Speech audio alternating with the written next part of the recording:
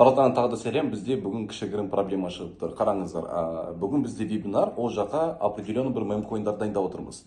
Және ол мемкоиндарда сатып алу керек бағалар бар.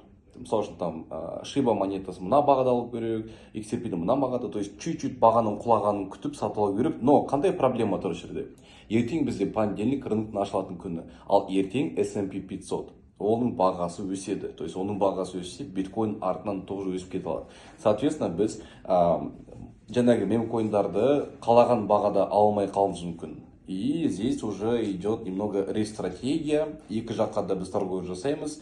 70-ке 30 деп аталады. Маған придется бүгін сіздерге тағы да бір күрделі стратегияны үйретіп жүруге, чтобы мы не потеряли деньги, а сильно не рисковали и заработали очень даже хорошо. Вот осындай момент бар. Білесіңдер, каждый раз біз вебинарға дайындалған кезде жақсы монеталарды сигнал ретінде беріп, потом оқырмандардың отзывын салғанды жақсы көреміз, өзімізді дәлелдейміз, и осы жолы тоже так же хотим сделать.